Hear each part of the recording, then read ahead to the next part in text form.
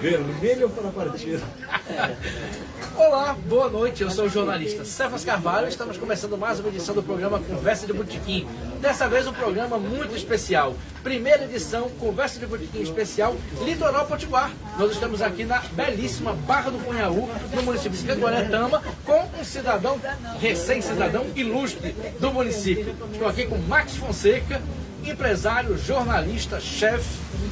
Já foi dono de bares históricos de Natal, você vai saber. E aqui que eu vou cumprimentar, Max Fonseca, bem-vindo ao Conversa de Botequim. Bem-vindo eu para aqui, né? Que maravilha. Prazer enorme, tamanho desse rio aqui, ó. Isso! O programa, como você pode ver, geralmente é feito em Natal, já foi feito em Mossoró, em Parnamirim, e se encontra agora no belíssimo litoral, onde Max Fonseca mora. Ele vai falar sobre isso, vai falar depois sobre isso, vai falar sobre muita coisa, mas muita coisa mesmo. Vou fazer os velhos registros. O programa é totalmente interativo. Nós estamos em um bar em funcionamento, o bar Sabor de Casa, do Gil, aqui, a quem manda um abraço. Obrigado, Gil. Muita gente bacana aqui no programa. Depois eu vou citar o nome das pessoas aqui. Gil está aqui, olhando pra gente. Um abraço. Estamos aqui. Quem quiser vir pro Sabor, quem estiver aqui em Barra do Cunhaú, vem aqui pro Sabor de Casa. E o programa, como ele é interativo, você pode fazer perguntas para Max. Pergunta, crítica, sugestão, lembrar de alguma história que ele tenha passado. Eu leio aqui, e são muitas. É só mandar a pergunta no Facebook Cefas Carvalho, que a produção traz para cá. O programa tem produção e filmagem de José Agro, assistência de produção e mídias sociais de Natália Chagas. Mas vamos deixar de blá blá blá e vamos às perguntas. Na verdade, bate-papo.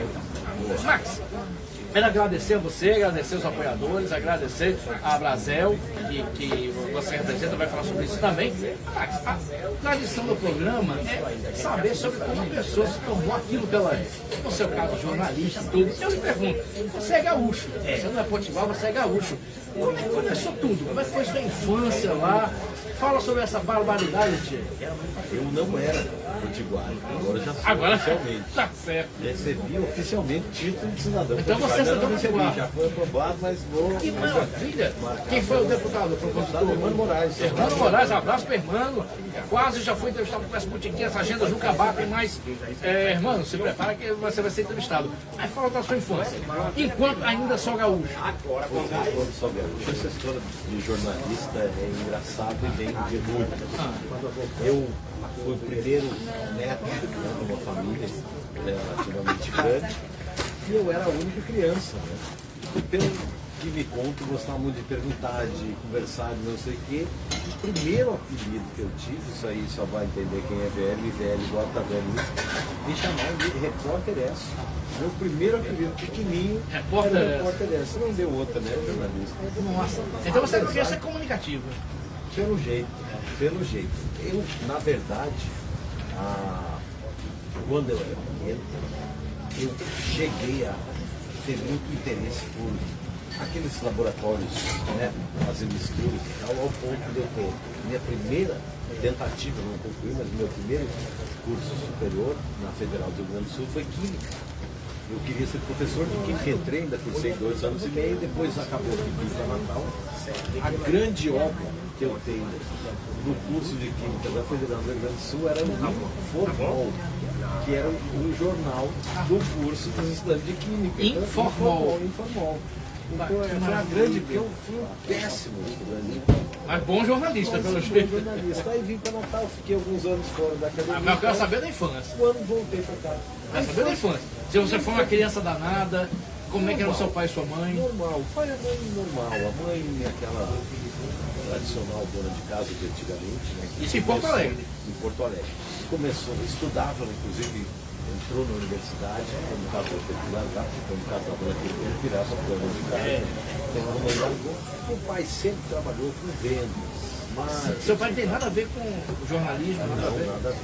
Então por isso essa história. Eu desde pequenininho, me lembro, eu com acho que 9 anos, eu já comerciava. Eu comprava, a gente morava num bairro que estava surgindo em Porto Alegre, era um bairro que o comércio era muito incipiente, e a gente morou um tempo lá e depois nos mudamos para um outro bairro já mais com um comércio maior, com mais estrutura, e eu comprava aqueles balõezinhos chamados mexidinha.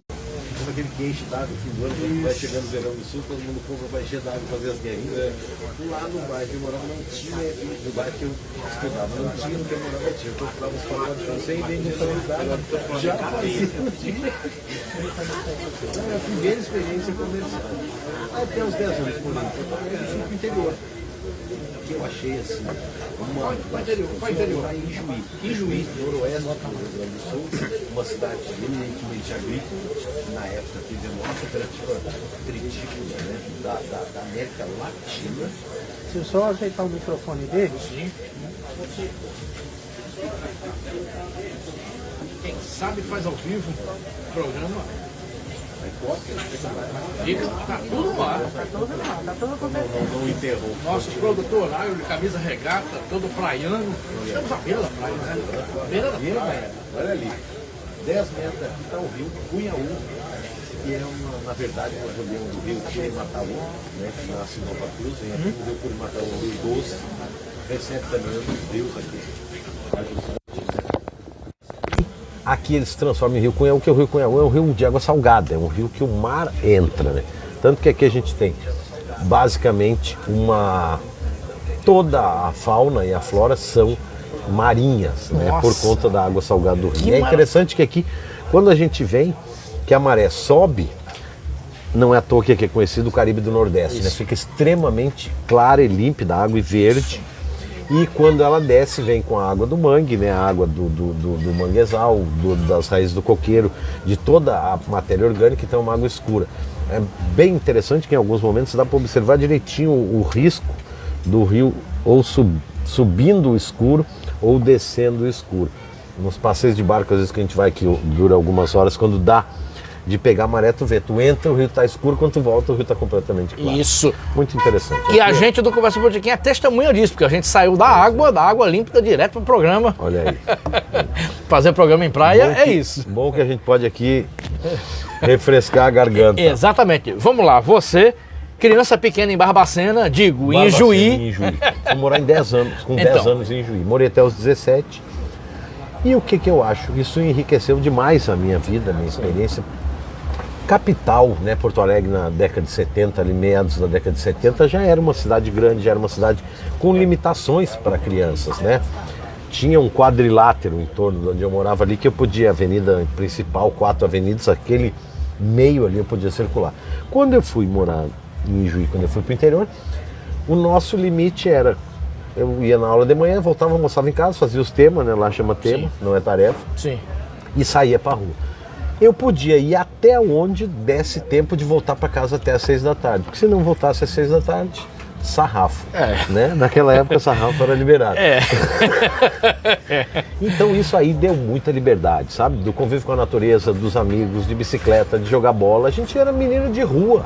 Nossa. De rua, vivia na rua, né? Ninguém ficava dentro de casa, ninguém assistia televisão. Entende? A gente andava na rua, andava, sabe? Pegava a bicicleta, saía às vezes em estrada mesmo, ia para os interiorzinhos, sabe? Fazia todo aquele tipo de... aquela infância tradicional que a gente vê chamada hoje infância raiz. A infância raiz é o que se vê na literatura. Joga bola na rua. Jorge Amado, vai ler, né? Vamos para a literatura dessa época. Foi essa infância, entende? Uma coisa assim... menino de engenho. De amizade, né? Ali foi, eu acho que fortalecer as raízes desse relacionamento, desse convívio. Entende? Isso foi. E aí, claro, né? Primeiro, na parte mais tenra, colégio católico, né? Bem radical. Depois, essa cidade era uma cidade bem interessante, que a gente tinha, né? Toda cidade do interior tem a praça. E na praça tem a igreja. Essa cidade, como uma cidade de colonização alemã, ela tinha num lado da praça a igreja católica e no outro lado a igreja evangélica. Nossa. Então, né? Essa riqueza aí de culturas. E eu estudei na segunda metade do ensino fundamental em colégio católico e o colégio evangélico era do ensino médio. Então, quer dizer... Você estudou em colégio católico e colégio evangélico? Colégio evangélico. Nossa. Entende? Que o colégio católico era bem engraçado, que a minha turma, eu me lembro, tinha 40, era 5 homens e 35 meninas. Peraí, a sua turma era 5 homens e 35 meninas? E não era só a minha, eram todas. Porque no ensino médio lá só tinha o normal, que formava normalista, né? Que eram aquelas professoras do início, né? Que tem nos contos de Nelson Rodrigues, Exato, né? Aquelas sainhas... Exato. E aí então eram poucos homens. E aí no ensino médio os homens saíam, aí ficava efetivamente 100% mulheres. Aí eu fui pro colégio evangélico, quer dizer, com outra cultura, com outra experiência. Isso tudo faz o quê? Enriquece a gente, tanto a vida na capital, depois a vida no interior, depois o retorno para a capital. Quer dizer, quanto mais experiência a gente tem, mais rica fica a nossa vida, né? E isso eu acho que ajudou muito, né? Meu sonho com química era ser professor. Sempre gostei de ensinar, ensinava o meu irmão mais novo, ensinava alguns colegas do mesmo nível da minha sala, ensinava os irmãos dos meus amigos. Sempre curti, entrei na química para fazer isso. Eu acabei me desiludindo com a química que eu entrei, com uma perspectiva de ser professor, efetivamente, e naquele momento tinha acabado de abrir um polo petroquímico no Rio Grande do Sul e o foco da Universidade Federal lá virou para química industrial. E eu me desencantei, larguei, acabei largando, vim morar em Natal, passei alguns anos. Então isso tudo em Porto Alegre? Sim, com 17, eu fui com 10 para o interior, com 17 voltei. Voltou para Porto Alegre? Voltei. E tentou química? Fiz 2 anos e meio. Eu me lembro muito, nesse período, daquela música do Raul Seixas. Quando eu vim do interior, fui ver teatro e ver cinema. Era a minha diversão. Isso eu fiz. Eu vinha pro cinema, ia pro teatro, ia pros shows. Movimento estudantil, fazia o jornal, só não fazia a faculdade de química. O resto tudo você fazia? Tudo eu fazia. Fui congresso da UNE, congresso da UEE, organizei um encontro nacional de estudantes de química em Porto Alegre. E aí, por conta de uma loucura que deu lá, acabei vindo para Natal. Mas, entende, efetivamente, quando eu vim no interior, eu voltei para aquela loucura da capital. Agora, Max, desde que a gente está anunciando a sua entrevista aqui, já mais 5 pessoas me perguntaram: Cefas, pergunta para ele como ele veio bater em Natal. A gente ouvindo essa história, você, gaúcha de Porto Alegre, que foi para Ijuí, voltou para Porto Alegre, como é que você veio bater no outro Rio Grande? Como é que foi, Max? Essa aí é uma história simples. Nesse encontro nacional de estudante de química, eu conheci uma menina de Goianinha. Começamos a namorar. De Goianinha, aqui perto? Goianinha, aqui do lado. Com 3 meses e pouco, eu morava em Natal. Que paixão! Foi uma loucura. Caçadora. Foi uma loucura. Aí você veio morar em Natal? Vim morar em Natal, vim e larguei tudo. Tava no meio da faculdade, larguei a faculdade, vim embora e aí tinha que procurar o que fazer, né?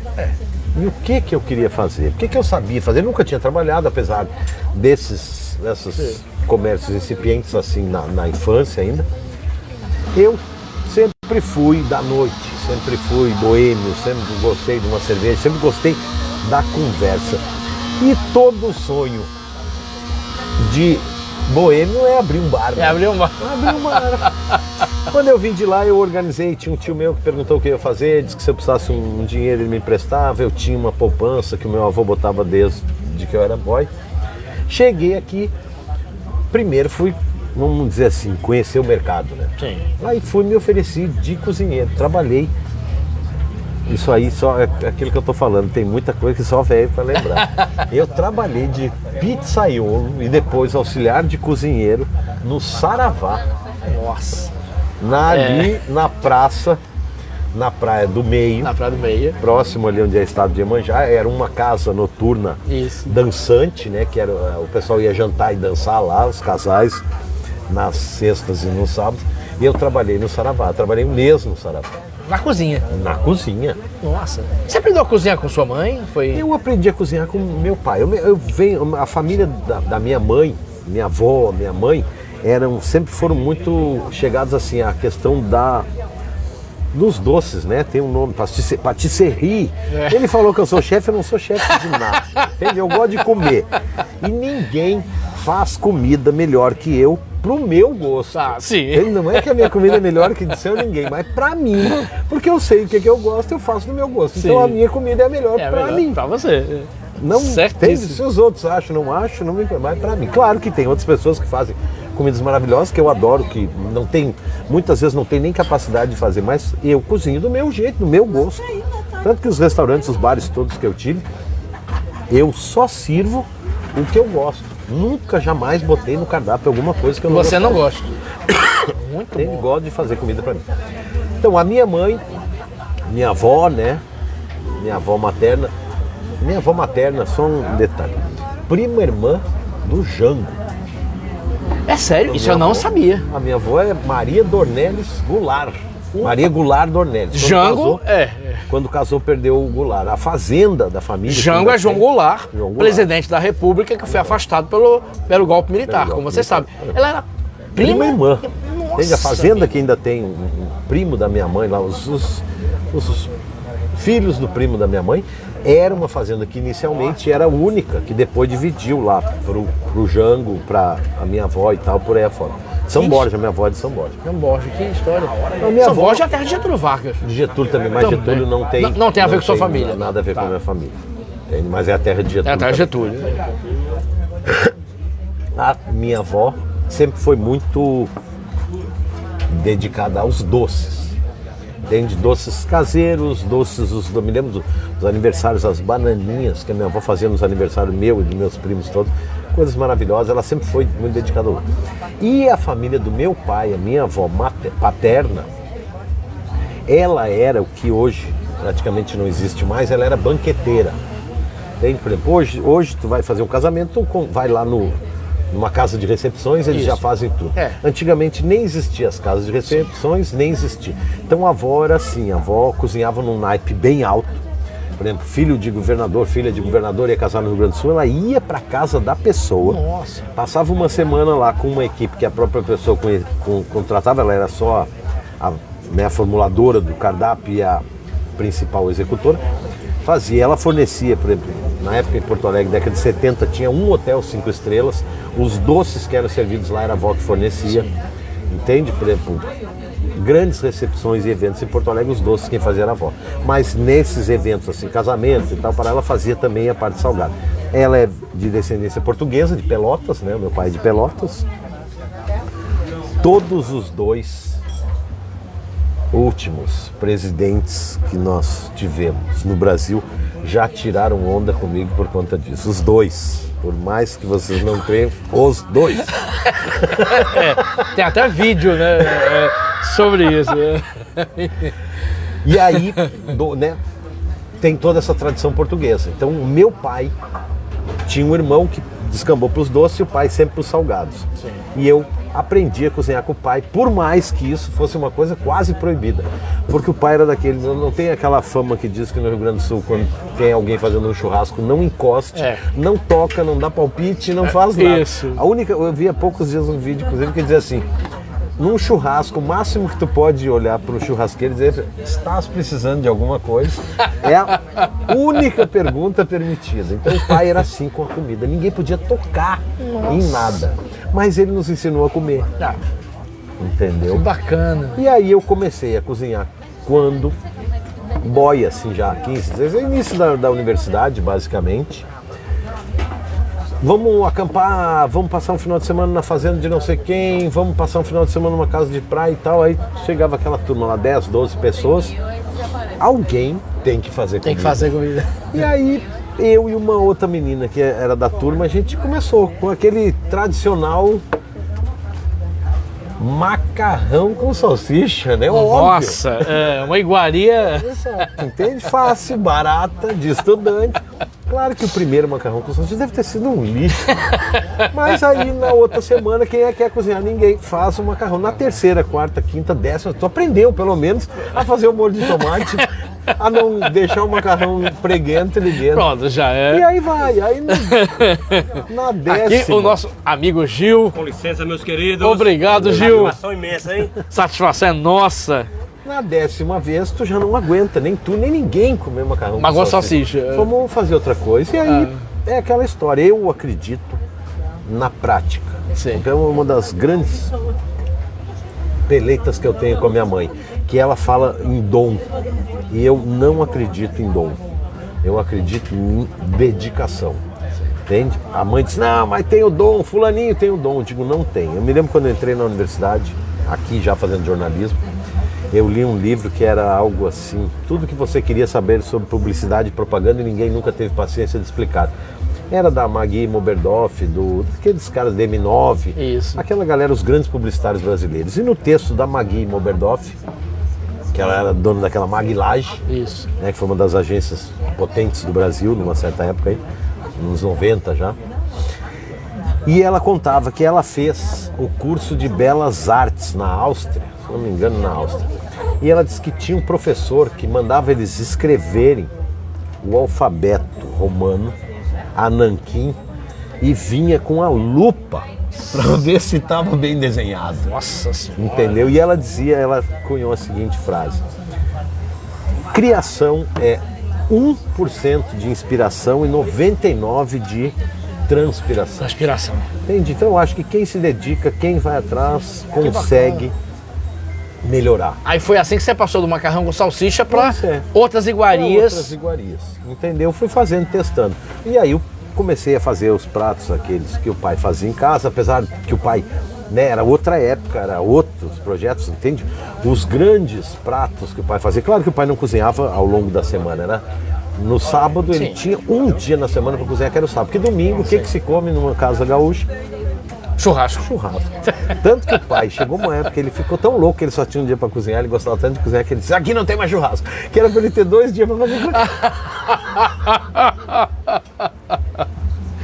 E aí eu fui aprendendo, mas o pai fazia coisas mais simples, né? Uma lasanha, Sim. uma dobradinha, uma rabada, aquele que no sul chama sopa de feijão branco, mas é aquele feijão branco grande de caldo. Fava, que aqui não, é fava. não é a fava. Não, a não é fava é fava? diferente, porque a fava não dá caldo. É o feijão branco mesmo, é um feijão grande, branco, que dá um caldo grosso e tu bota dobradinha e calabresa dentro. Nossa. Entendeu? Que Aí delícia. depois ovo cozido esmagadinho com salsinha em cima, Nossa. né? E aí, depois de vir para Natal, que eu abri o Barumbas primeiro, né, foi o meu primeiro bar, depois o Chernobyl. Isso. E depois um restaurante, que era o Fórum Local. Esse restaurante eu tive um sócio, que era o Tuca. O Tuca não é, muita gente pensa que é o Tuca jornalista. Não gaúcho, é o Tuca Viegas. não é o Viegas, é o Carlos Eduardo Varela Raulino. O Varela dele é do Barão de Ceará-Mirim, ele é neto do Barão de Ceará-Mirim. Eu não sabia disso. E o Tuca era uma figura assim, carioca e tal, Paraná, nasceu em Haia, na Holanda. Na Holanda? O pai dele era o adido militar do Brasil na Holanda, na época ele nasceu em Haia, mas era brasileiro. Neto do Barão Neto do Barão de Ceará-Mirim. de Ceará-Mirim e nascido na Holanda, em Haia. Nascido na Holanda em Haia. Nossa. Esse cara era uma figura, esse cara era uma Eu figura. não sabia nada disso. Exato. Ele foi meu sócio no Fórum Local, Fórum. o primeiro restaurante que eu abri. E o Tuca era essencialmente um criador. O Tuca tem umas coisas malucas na vida, por exemplo, o Tuca saiu do Rio de Janeiro e foi para Nova York de carona. Tu imagina, como é que alguém essa faz experiência? isso? Como é que alguém faz isso? Ele e um camarada. Inclusive ele conta uma experiência ali pela América Central, não me lembro qual país, que uma vez ele não acharam, pegaram um ônibus. Chegaram numa fronteira para trocar de país, embestaram com ele, com um amigo dele, mandaram o ônibus embora e eles, não, protestaram, os caras botaram as espingardas pra frente dele e acabou. Eles, pronto, acabou. Entendeu? Aí passaram a noite lá sem comer, mal deram um copo d'água pra eles, ficaram lá no outro dia de manhã, os caras acordaram quando passou, vamos embora, essas merdas, sai daqui. Mas ele estava pronto para Deus, ter que encerrado história. a vida. Pois é. E o Tuca, nos Estados Unidos, foi auxiliar de cozinha de vários restaurantes. Então trabalhou com muitas coisas novas, técnicas, novos sabores, nova pegada, aquela coisa da cultura, né? Quanto mais experiências culturais novas te enriquecem de alguma maneira, né? Entende? Por exemplo, uma questão que eu acho muito importante para mim é ter tido a experiência no Rio Grande do Sul.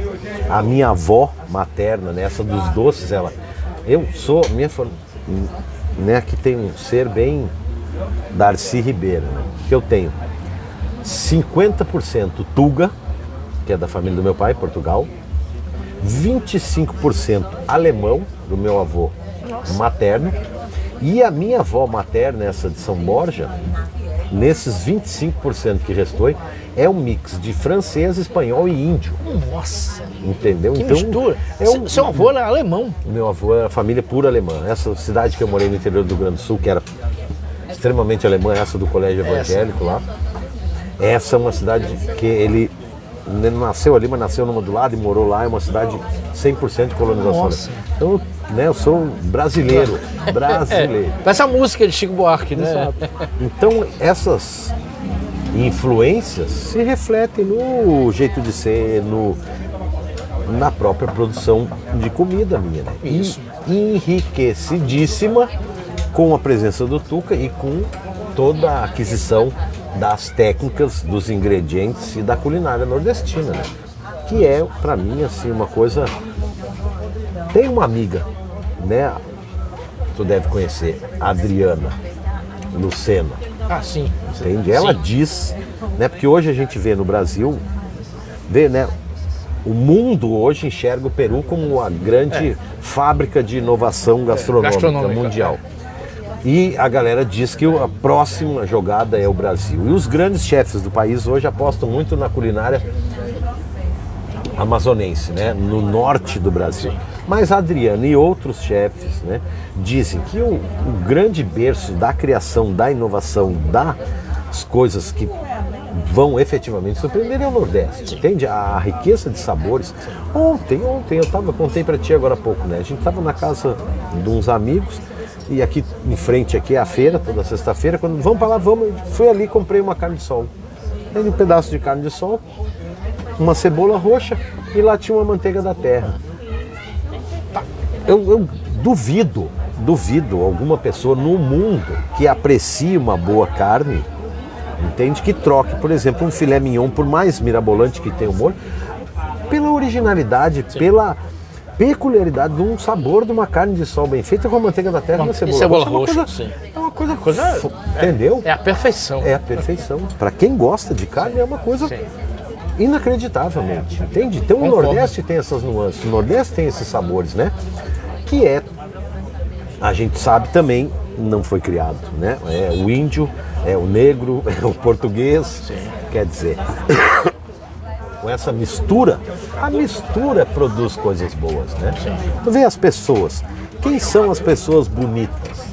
As pessoas fruto de mistura. Por exemplo, eu que morei no interior do Rio Grande do Sul, né? Uma colonização alemã, as mulheres e os homens, todos branquíssimos, alvíssimos, até quase rosados, com aqueles cabelos loiros, com aqueles olhos azuis, não tinham beleza alguma. Não tinham, era uma coisa muito... Vamos para a gastronomia, sem sal. Sem sal. Sem sal. Entende? Aí tu vai para o Rio de Janeiro, que mistura ali o índio com o português, com o negro, entende? Aquelas mulheres da pele mais escura, né? As mulatas, ou não tão mulatas, mas a pele mais morena, com os cabelos loiros do europeu, com os olhos verdes, com os olhos puxados do indígena. Entende? A miscigenação, a mistura em tudo rende muito melhor. É aquela velha história, até no trabalho, né? Vamos criar isso aqui, uma pessoa cria uma coisa, duas criam melhor, quatro criam melhor. Entende? Quanto mais cultura no meio, quanto mais informação, quanto mais cérebros, quanto mais mentes, muito melhor o produto final. Verdade. A gente vai falar mais sobre gastronomia, Max, mas vamos falar sobre você ter sido pizzaiolo para a criação dos bares. Principalmente o Chernobyl, que é icônico, mas vamos falar sobre você começar a virar empresário da noite. Pois é. Não, o que aconteceu? Eu tinha essa ideia de abrir um negócio. Me lembro, um tio meu perguntou, o que tu vai fazer lá? Né? Porque eu vim pra cá com 19 anos. Larguei tudo, larguei a faculdade, larguei a família. O que tu vai fazer lá? Eu digo, eu penso em abrir um bar. Entende? E meu pai, quando eu vim, meu pai me perguntou, tu quer o que de mim? Eu digo, eu quero que tu me dê tanto, que eu vivo um mês. No fim desse mês, tu me dá mais tanto, eu vivo mais um mês. No fim de 60 dias, eu resolvo minha vida, tu pode ficar tranquilo. E um tio meu, quando ouviu essa história de que eu queria abrir um bar, ele disse, precisa de dinheiro, eu tenho dinheiro aqui, eu posso te emprestar. E aí eu fui trabalhei no Saravá e depois fui trabalhar no antigo Café de Paris, ali em frente ao antigo Clube do Banderli. Isso. Trabalhei ali também, não foi muito, acho que foi um mês só, ou 2 no máximo. Em frente botaram à venda um restaurante que era conhecido em Natal como o Bar do Bolívar, que era um boliviano que era o dono, mas o nome original chamava Cantina Belandina. E aí botou à venda, eu liguei pro meu tio, não deu o dinheiro todo, peguei aquela minha poupança, ainda não completou, e eu falei com o pai fez um empréstimo e mandou o dinheiro e eu comprei.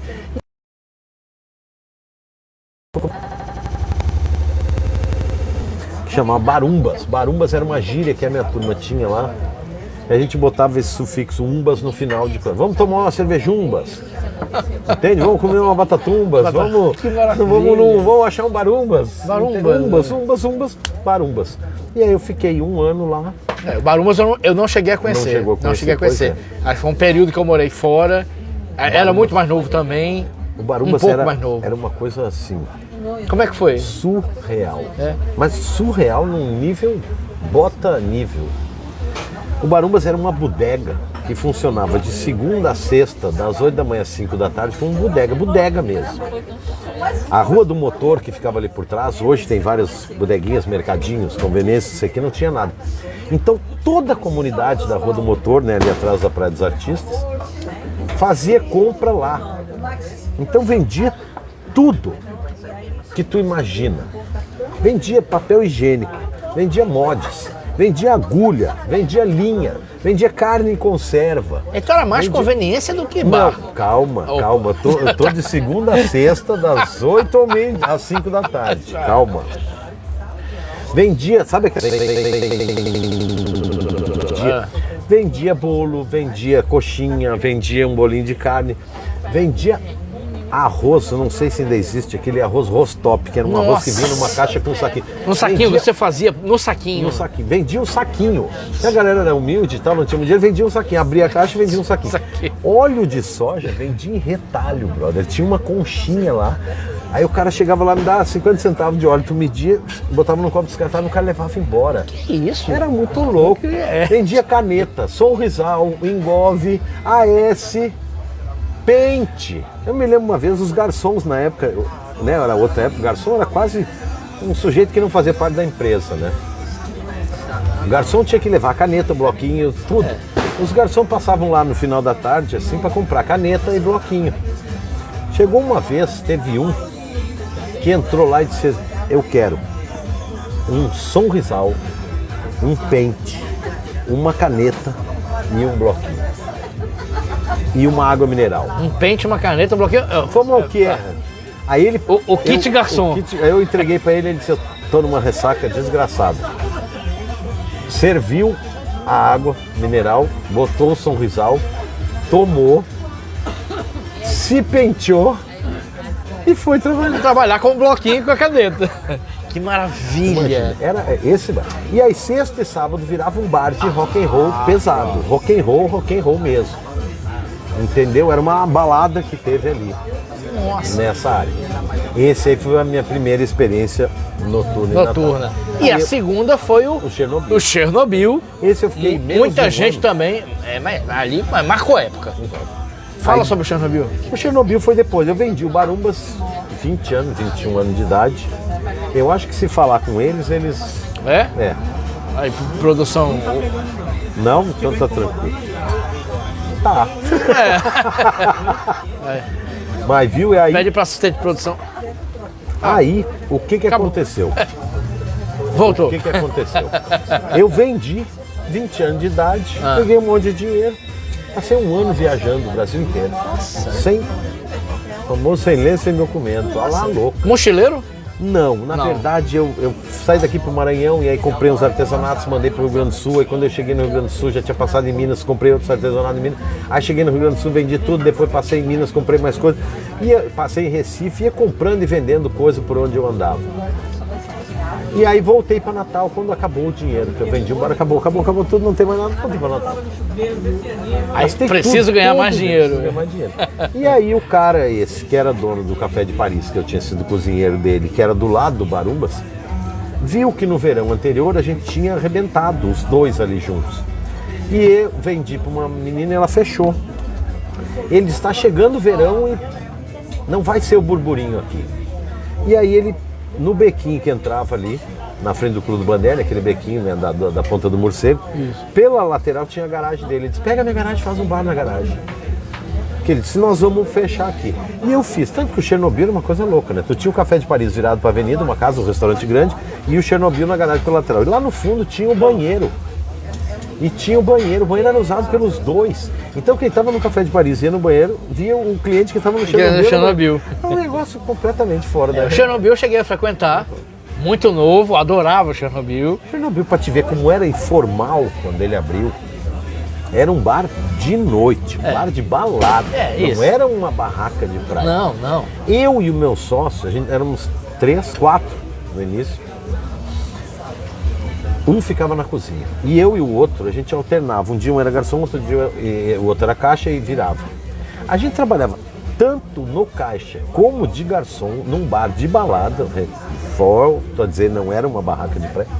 A gente trabalhava de bermuda, sem sapato e sem camisa.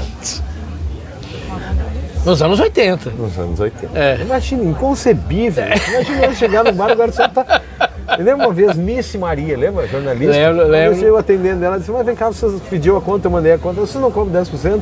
Digo, não cobrou. Mas tu ganha o quê? Eu digo, não, eu sou o dono do bar.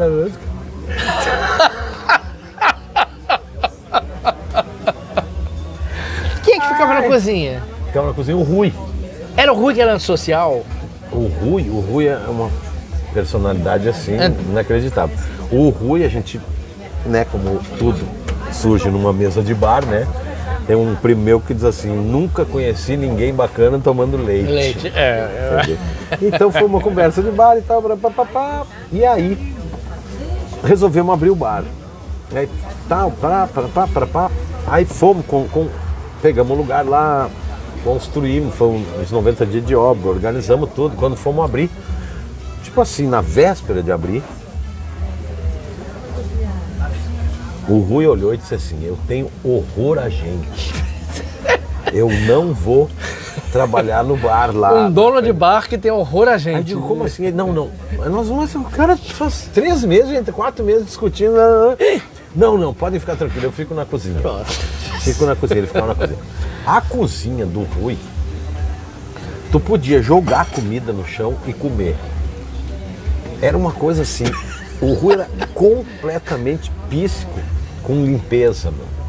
Era assim uma coisa, a cozinha dele, eu não digo brilhava, porque, né, não, mas tu podia fazer. Eu me lembro, tinha noites que fechava, ele dizia, eu vi uma formiga hoje, formiga. Ele pegava uma seringa com agulha, quer dizer, aquele buraquinho, ela deve ter saído daquele buraquinho, aí dava uma... Ele não admitia. Eu não imaginava nunca isso do Chernobyl. Nunca. O Rui tinha umas taras que às vezes, imagina o bar, Chernobyl abria 7 da noite, mas 10, 11, meia-noite, que ia bombar e até de manhã. Dava 1h da manhã, o Rui saía da cozinha, cara, com uma vassoura e começava a varrer o salão, no meio da galera. Meu Deus, a galera disse, mas o que é isso? Vai fechar? Diz, não, tá muito sujo. Não, todo mundo dava uma coisa. Que loucura. Que loucura. Era inacreditável. Eu digo, Rui, tu tá louco? Não, isso aqui tá muito sujo, tem que varrer. Hoje seria toque, né? Hoje o nome... Antes era só estranho, hoje é toque. Ave Maria, lá varri o salão, voltava pra cozinha. Muito engraçado. E assim a gente seguia, né, tchê? Foi o bar, durou tanto tempo até que o alemão, que era o dono do Café de Paris, vendeu. Sim. E o novo proprietário quis incorporar tudo. Como eu usava uma pequena área, vamos imaginar assim, o aluguel da casa do Café de Paris representar, em relação ao imóvel, valia 90%, eu pagava 10%. Ele fez uma negociação com o dono e me tomou. E aí eu saí, ele já estava com o fórum local e fui-me embora. Aí começou, eu pensei que começou o jornalismo, mas não, foi o fórum local. O jornalismo, quando o último mês, eu fechei o Chernobyl, engraçado, no dia 1º de abril. 1º de abril? É verdade? É verdade, a gente abriu no dia 31, é verdade. Naturalmente, né? A gente abriu a casa no dia 31, mas como ele fechava só de manhã, o último dia de funcionamento foi 1º de abril. E por falar em Chernobyl, começou o comentário aqui, Pedro Queiroga. Olha aí. Músico e ator, grande Pedro, valeu Pedro, beijão pra você. Chernobyl era altamente contaminante para a galera roqueira de Natal, shows antológicos. Olha aí, Pedro. Eu devo ter esbarrado com o Pedro lá e não lembro. Tem muita coisa do Chernobyl que eu não lembro também. Tem muita gente, a gente nem lembra das pessoas. Por esses tempos, já não foi uma vez só. Uber, tô no Uber e tal, daqui a pouco quando vou descer, o cara disse, tu não lembra de mim, mas eu ia no jornal. A Luísa casou comigo muitos anos depois do Chernobyl. Mas, bom, o dia que nós nos encontramos e conversamos e que surgiu a ideia... Na cervejaria Resistência. Quantas pessoas eu conheço ele desde o tempo do Chernobyl? Até hoje encontra a gente. Conheço teu marido aqui desde o Chernobyl. Não sei que caralho. Marcou época mesmo. Foi um bar icônico, né? Não foi à toa que Cíntia Lopes me convidou agora em 2018 Imagina, agora 2018 parece distante, 7 anos. Mas em 2018, fazia 28 anos que o Chernobyl tinha fechado. 28 anos. E ela deu uma página inteira na Tribuna do Norte falando de Chernobyl. Quer dizer, qual é o bar que 28 anos depois que fechou, saiu uma página inteira no principal jornal de circulação no estado. Então, quer dizer, realmente... Se ela frequentava o Chernobyl, ela era mais nova do que eu, inclusive. Provavelmente ela devia ir na barriga da mãe. A Luísa que brinca, quando você conheceu o Chernobyl, ela dizendo, não era nem nascida. Tem gente que no Chernobyl menor, hoje em dia, né? Mas ia, quanta gente com 13, 14, 15 anos. Eu ia com 15, 16 anos. Olha aí. Eu já era maior, né? Vamos falar agora do Chernobyl, que você teve que entregar, porque o alemão pediu. Não, o alemão não. Não, o alemão não, o outro, desculpa. Era gente fina. Aí você foi eu pensei que você tinha ido pro jornalismo, pro fórum. Eu já tinha aberto o fórum, 6 meses antes do Chernobyl fechar. Mas... Aí fórum era outra pegada. Exato. Quando o Chernobyl fechou, eu já estava 1 mês no curso. Já estava fazendo o curso. Inclusive, eu não fui contemporâneo do Mário Ivo, né? Eu falando do Mário Ivo, porque tu falou do Mário Ivo. Isso, o Mário Ivo comentou. O Mário Ivo chegou um dia lá no Chernobyl e disse, Max, tu vai fazer vestibular? Tem um curso aí, Coquinho, me deu 2 vagas, acho que deu uma cortesia para ele do cursinho, aquele 1 mês ali, antes de começar. E aí eu comecei a ir com o Mário Ivo. E um dia ele passou lá no Chernobyl, eu fui lá abrir, o cursinho começava, sei lá, 7 da noite, eu estava lá 5h30, 6 horas para abrir, entregar pro pessoal, ir para aula. E o Mário passou lá, não, vamos comigo, e eu fui com ele. E aí deixei o carro no Chernobyl. E aí ele me deixou no Chernobyl, porque eu saí do cursinho, já estava no vestibular, já era o 3º dia, 3ª prova. Eu não estava nem indo lá esses dias, né? Eu ia pro cursinho, do cursinho já para casa para dormir. Aí ele passou lá, vamos comigo, deixei o carro lá, ele me deixou lá para buscar o carro. Eu entrei e fui pegar a chave dentro do bar. Conversa com o outro, conversa, cheguei em casa às 5 da manhã, perdi a prova, só fui entrar um ano depois. Eu entrei um ano depois por conta de conversar com as pessoas. De uma carona para ir pro cursinho. Meu Deus. Eu perdi um ano para entrar na UFRN. Mas aí entrei quando exatamente o Chernobyl acabou, já estava com o fórum tem. Pouca gente assim tem uma memória mais forte do fórum, né? Depois do Chernobyl, o que marcou mais é o Galo do Alto, né? Já em Ponta Negra. Sim, aí o Galo do Alto, sim. Mas o fórum tem dois aspectos assim que são muito importantes, muito interessantes e que tem um registro. O primeiro é com relação aos músicos. Os músicos, se tu conversar com os músicos de Natal, principalmente a galera do naipe mais alto, da música mais elaborada e tal, eles dizem que até hoje não existiu nada parecido em termos de proposta musical. Tem de forma local, era um restaurante e que a gente trabalhava com música de um nível mais alto. Então eu tinha, por exemplo, a galera que base ali, Mad Dogs, com o Manoca, não sei que sabe, música clássica, música instrumental, jazz, o blues. Então era um naipe musical muito alto, entendeu? Muito alto. Eu tinha uma banda que tocava lá que juntava guitarra com cravo, entendeu? Então tinha uma pegada cultural musical assim num nível muito top, muito forte. E foi, por outro lado, também um lugar que inovou na gastronomia de Natal. Já tinha tido algumas inserções assim, umas coisas mais contemporâneas, mas foi o primeiro, vamos dizer assim, a primeira experiência do que eles chamam hoje a cozinha fusion, né? Cozinha contemporânea, entende? Então, por exemplo, os filés altos de 250 gramas, mal passados, a galera olhava horrorizada assim, tá cru!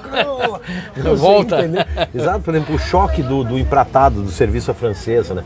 E EPF, chegavam umas madames assim muito, né? Porque esse meu sócio, por ser do Barão lá, ele não fazia parte da alta sociedade de Natal, mas tinha uns primos.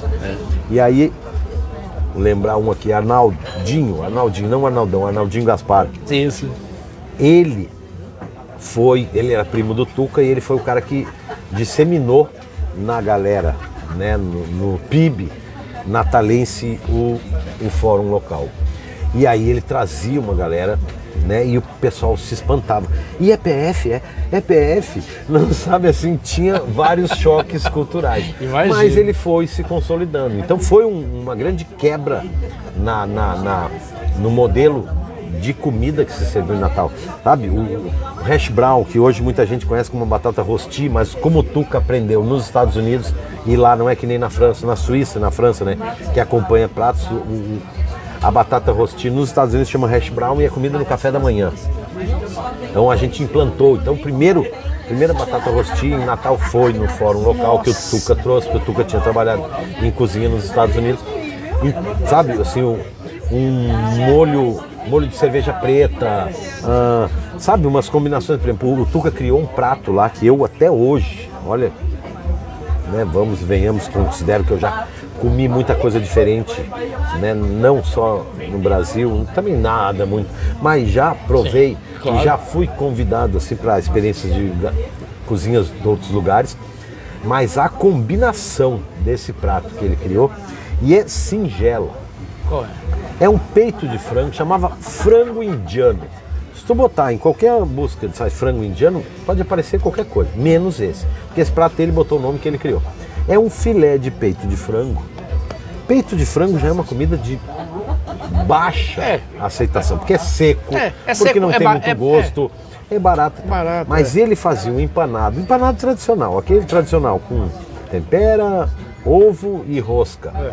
Mas a gente fazia o corte, que ficava num tamanho ultra seco, uma fritura eficiente, que ele ficava tenro dentro, o tempero era muito bom, crocantíssimo por fora, e era acompanhado de um arroz que ele criou.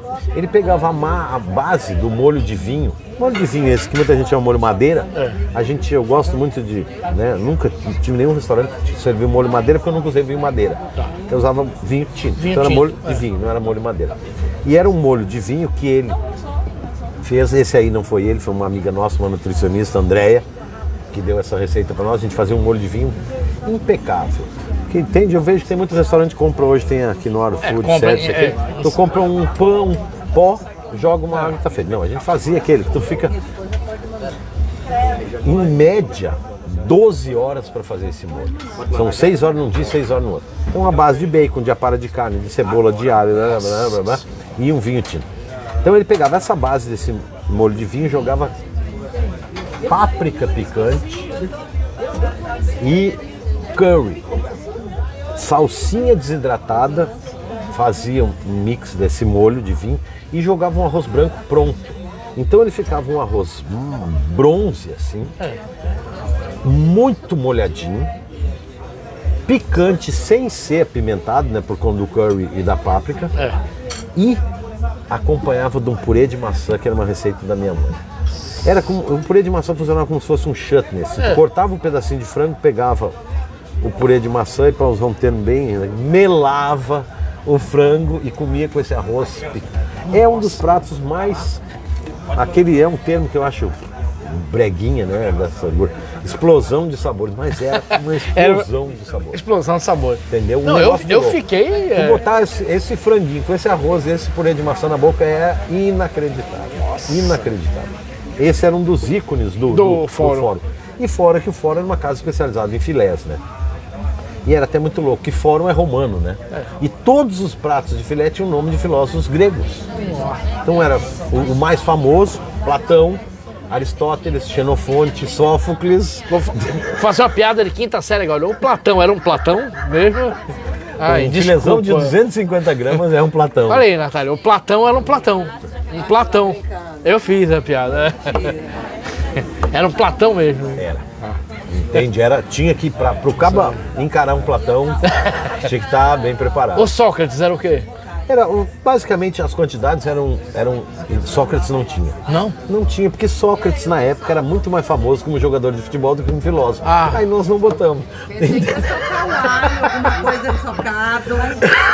Eu pensei em outra piada mais quinta série. Vocês podiam jogar cicuta no prato e ninguém ia querer comer. Ninguém ia querer comer. Desculpa pela piada, vamos voltar. Não tinha Sócrates. Não tinha Sócrates. Tinha Sófocles. Tinha Sófocles? Aristóteles. Aristóteles era o quê? Fiquei curioso agora. O Aristóteles era um arroz piemontese com filé sem molho e aspargos. Então era um arroz bem molhado com aspargos. Nossa Senhora. Tinha Xenofonte. O Xenofonte eu não me lembro. Você saía à noite para comer um Xenofonte. Exato. Né? Durante um Eu bom quero tempo, comer xenofonte. Durante um bom tempo, tinha um roteiro que era muito acanalhado, o quinta série ali do Alto de Ponta Negra. Que tu saía de casa para comer o Max na Cipó Brasil, porque os donos da Cipó Brasil botaram a pizza lá, que eu sempre ia lá e pedia, faz uma pizza assim, faz assim, faz assim. Um dia eles mudaram o cardápio e botaram essa pizza.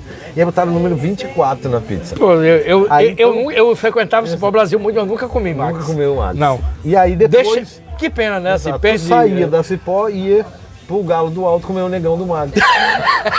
Que era uma sobremesa que a gente tinha, porque no sul não fala brigadeiro, fala negrinho. Essa docinho de cana.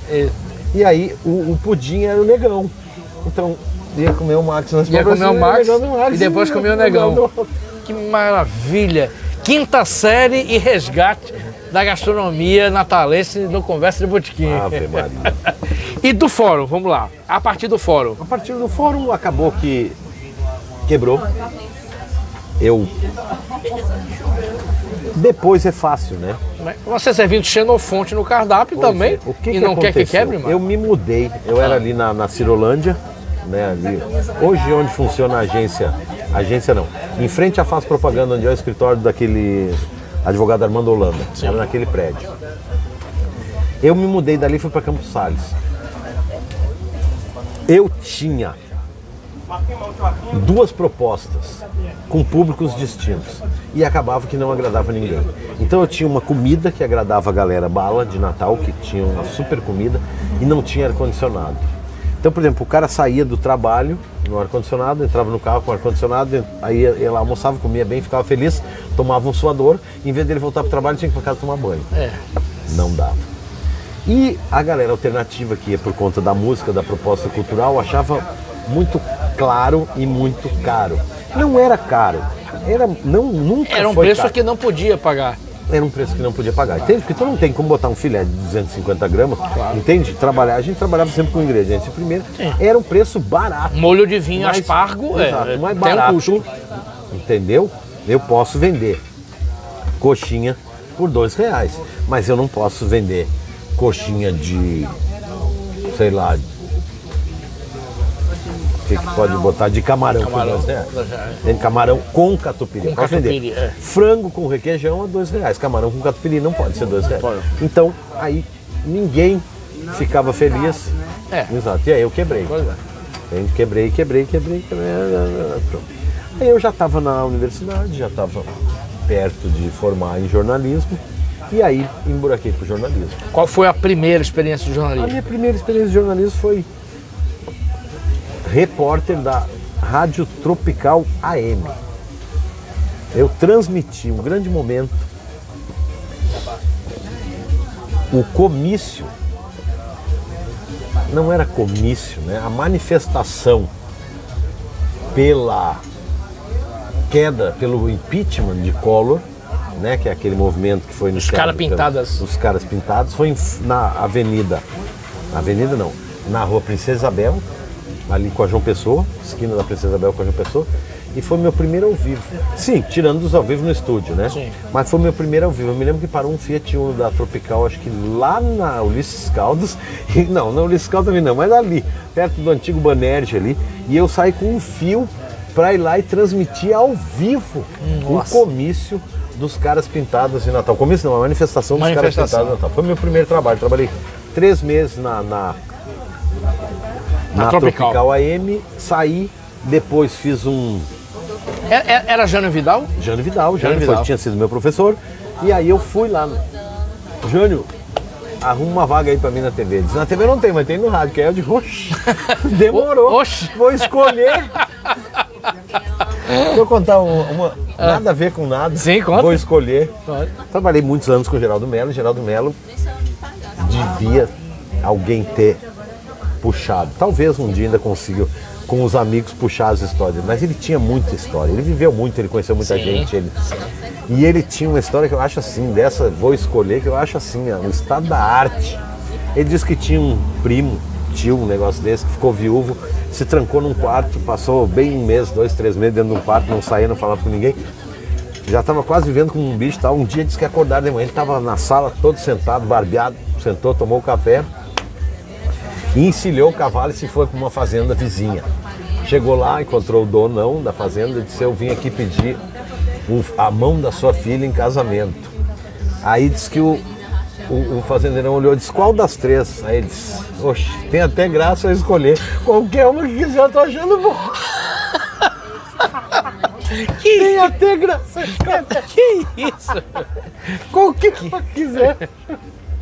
Entendeu? Essa da escolha. História. Tem até graça eu escolher. Eu acho isso demais. A gente vai. Você é ótimo contador de história, a gente vai ter essas histórias. Mas assim, tropical. Tropical. Aí Vamos fiquei lá. na Tropical, passei. Foi um período de campanha, o pessoal se afastou para trabalhar numa campanha política, ficou abertas as vagas, eu fiquei. Normalmente, né, campanha na época, acho que era um pouquinho mais de 90 dias, hoje que é 90, né, um pouquinho mais. Fiquei esse tempo, quando acabou a eleição, o pessoal voltou, eu saí. E aí teve um segundo turno, eu fiz um especial só no dia na apuração da eleição, acompanhando a apuração da eleição, para a Rádio Poti, a AM também. Né, o pessoal tinha sabido, o pessoal da faculdade, eu acho. E aí fiz o dia. Poucos dias depois, abriu uma vaga na área de política. Um dos repórteres entrou de férias e me chamaram para cobrir umas férias. Eu entrei para cobrir essas férias e quando acabou eu já fui contratado de ser estudante ainda não tinha me formado. Foi, eu acho que um ano antes de eu me formar, eu já entrei no finado Diário de Natal. Você pegou o Luiz Maria Alves ainda? Não pegou não. peguei. Isso aí é uma das... Sabe aquelas coisas que tu perdeu na vida? Você pegou o Albimar Furtado, então. Já o Albimar Furtado. Não. Entendeu? Nada contra o Albimar, pelo Não, contrário, foi claro. meu professor. É que o Luiz Maria Alves é uma lenda. É uma lenda. Eu não conheci pessoalmente também. Eu não tive essa oportunidade. Mas Luiz Maria Alves era uma lenda. Pois é, exato. As histórias que contam dele são inacreditáveis. Inacreditáveis. Eram bem ao estilo do Chefia Geral. Assis Chateaubriand. Entendeu? Exatamente. Opa, Gil. Queridos amigos, com licença, Olha aqui. abrilhantar mais a conversa Que aqui. maravilha. Uma Valeu. carne de sol com batata Show de frita. bola e um Com queijinho de coalho. Valeu, Gil. Valeu, meu fera. Estamos aqui no Sabor de Casa. Bem-vindo. Obrigado, Gil. Valeu. Nossa, queijinho de coalho. Bem macia, maravilha. Muito, muito bom. Então, fala aí que eu tô com a boca cheia. Tu comeu junto comigo, não pode. Uma falha de timing aqui. Não. 20 minutos. Não pode ter uma hora. O homem fala mais que o homem da cobra. Mas então, Não, mas peraí, tem mais pergunta aqui. mais pergunta? José Delfino, médico, a melhor entrevista até hoje, envolvente. Valeu, Delfino. Opa! Delfino que foi entrevistado e contou história. A beça também, Delfino é médico. Figura. Isso, valeu, Delfino. Muito bom ter você assistindo. Geraldinho Carvalho. Olha aí. Músico querido, valeu, Geraldinho. Beijo pra você, lá de Brasília. Um papo massa. Fui tantas vezes no Chernobyl. Isso aí vai ter na Ponta do Morcego, um lugar maravilhoso. E o Max sempre comandando muito bem.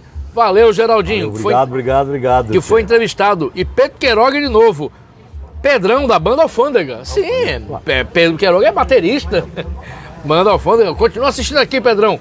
Sou louco pra entrevistar Pedro. Você não me escapa não. Daqui a algum tempo vou entrar em contato com você. Vamos falar sobre Tava me perguntando quando jornalismo. Isso. Vamos lá. E você começou no jornalismo, era estudante ainda. Diários Associados. Entrei como repórter do Diário, depois de fazer esse especial na Rádio Poti. Entrei de repórter no Diário de Natal e aí fiz um período bacana lá. Foi o período que eu encerrei a universidade, me formei e continuei no Diário até meio ano depois de formado. Eu fui convidado para ser secretário de comunicação do governo. Zé Agripino tinha renunciado para se candidatar ao Senado, Vivaldo Costa assumiu e eu assumi a Secretaria de Comunicação. Fala sobre isso, sobre tão jovem ser secretário de comunicação de Vivaldo Costa, o Papa de Caicó. Eu tive a chance de entrevistar ele, uma figuraça. Entrevistei ele enquanto deputado, não enquanto governador. Sertanejo, aquele raiz. Como é que foi? Mas fala como você conheceu ele, como é que foi a relação com ele. Na verdade, eu não conheci. Eu fui indicado. Eu conheci ele quando eu fui. Me lembro, estava na redação, final de tarde, encerrando, todo mundo correndo, preparando matéria, né, para a edição do dia seguinte. Entra alguém e me diz: o governador quer falar contigo. Eu digo, sim, tá, e aí? Agora eu tô aqui terminando. Não, ele quer falar contigo agora. Eu digo, agora. E agora, pô? Aí, eu acho que foi Albimar que disse, não, vai. Vai. Eu digo as matérias que eu tenho que escrever. Ah, Vá. Boa. prioridades. Trisquei-me, fui pra lá, fiquei lá, chegou lá e ele nunca tinha. Eu tinha entrevistado ele assim. Nesse período, um pouquinho antes dele assumir, Zé Agripino ainda no governo, eu entrei no Diário, e Zé Agripino apresentava ele. Esse aqui vai ser o futuro governador do Rio Grande do Norte, né? Que era o vice, Zé Agripino. Isso, Zé Agripino ia sair para se candidatar ao Senado, como venceu. Mas nunca fiz nenhuma entrevista nem nada com ele. Sim. Aí ele assumiu o governo, eu não me lembro de ter tido alguma entrevista com ele. Deve ter tido, mas não me lembro assim especificamente, alguma uma exclusiva, alguma coisa. Deve ter participado de entrevistas assim, sabe?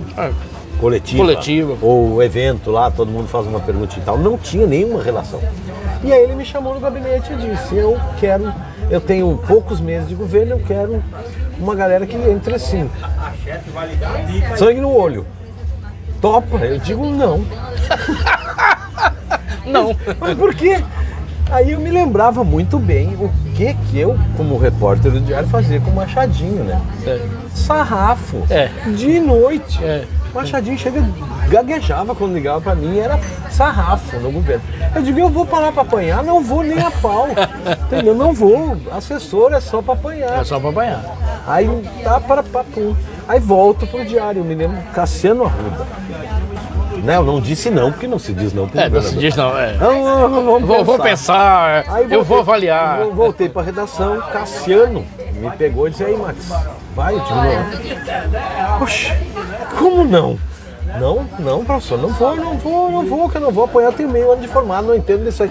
Só aí cargo de secretário de comunicação é pra quem tem tarimba, pra quem casca grossa, entende? Não vou. Vou ligar pra ele dizendo que tu aceitou. Digo, não, professor. Vai, e acabou, porque eu fui assessor de Cortez Pereira lá, não sei quem, não sabia nada. E conte comigo, o que tu precisar, eu tô aqui. Eu digo, não, tô ligando. Não, aí eu terminei minhas reportagens, fui pra casa, cheguei em casa e disse, olha, rolou. Ela disse, o que é isso? Eu digo, não sei. Eu morava ali pertinho, do lado do Centro Turismo, descendo a ladeira de Marpas ali e tal, chegava na República, né? Isso, O jornal na época ainda era. Aí descobri que hora saía a República, né? Fiquei em casa, quando desci, cara. Tipo assim, o primeiro exemplar que saiu eu peguei nomeado. Ave Maria, meu amigo. Aí Cassiano, professor, e agora? Vá, qualquer coisa precisava falar comigo. Aí fui. Foi uma experiência incrível, né? Entende? Um negócio óbvio que difícil, não é uma brincadeira, a gente conta aqui dando risada e tal, claro. Mas não é uma brincadeira, tu tem a responsabilidade, né? E uma coisa que tu não tem é aquela experiência, entende? É muito fácil jogar pedra, né? Agora, quando tu aí você é vidraça. Tu é vidraça não é. E tu tem uma responsabilidade, tu não pode, né? Tu não tá falando por isso ou por aquilo, é o governo, é a instituição máxima disso.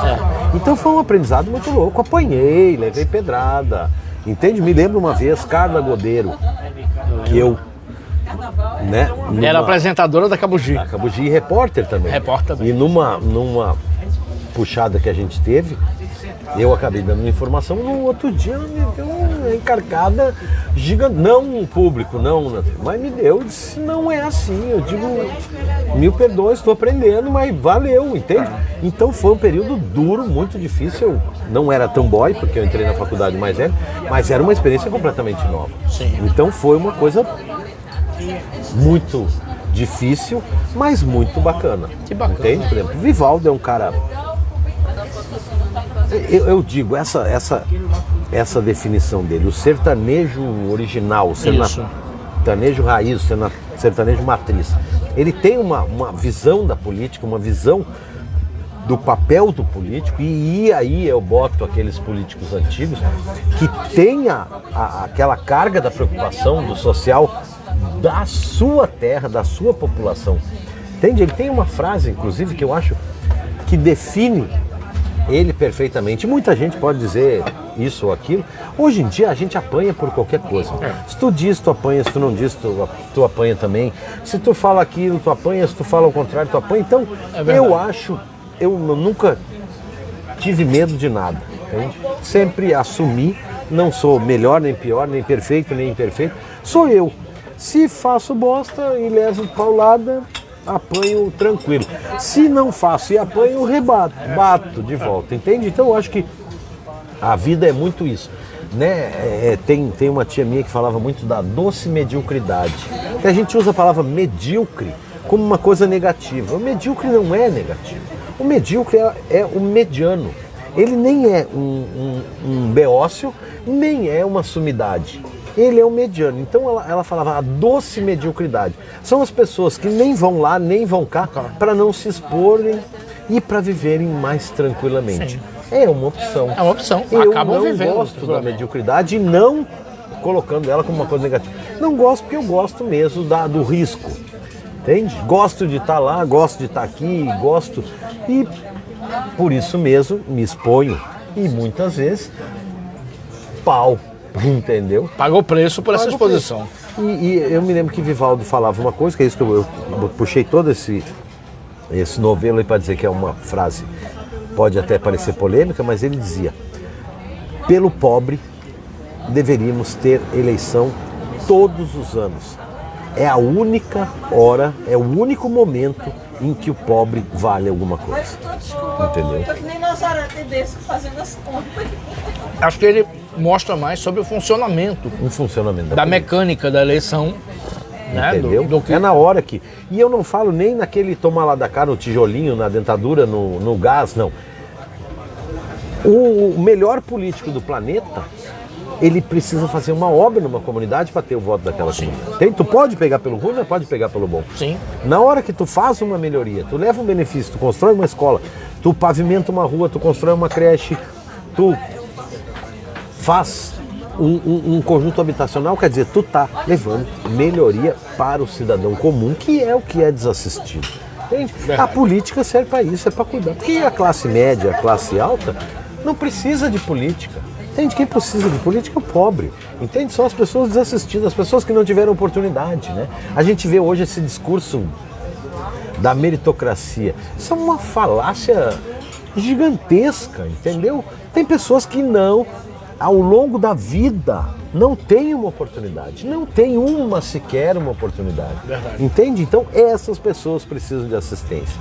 Entende? A política é para cuidar dessa galera. É a galera que, se não tiver a mão do Estado... Entende? Eu falo uma coisa e acredito e defendo isso e participo da Brasel, né, Associação Brasileira de Bares e Vamos falar sobre Restaurantes. isso também. Eu presidi durante 7 anos no Rio Grande do Norte e fui da direção nacional durante 6 anos. Hoje, cheguei aqui na Barra do Cunhal com 17 dias que eu estava na Barra do Cunhal, fundei a Brasel aqui. Entende? Aqui ainda não é uma pessoa jurídica, não tem presidente, eu sou um líder de núcleo. Entende? Sou um animador, entende? Que o grupo aqui, a gente vai tocando a Brasel a várias mãos. E a Brasel tem uma linha de pensamento que é o seguinte: nós somos, obviamente, uma entidade empresarial, e aí eu digo a única, ó a palavra, única, e não, e digo aqui, e digo em Brasília, e digo onde eu puder dizer, e a gente diz isso, que não olha só para o umbigo, entende? A Brasel, se tu conversar com as demais entidades empresariais, os caras só tratam dele. Se é da batata, eles só falam de batata. Se é da carne de sol, eles só falam da carne de sol. Se é do queijo, eles só falam do queijo.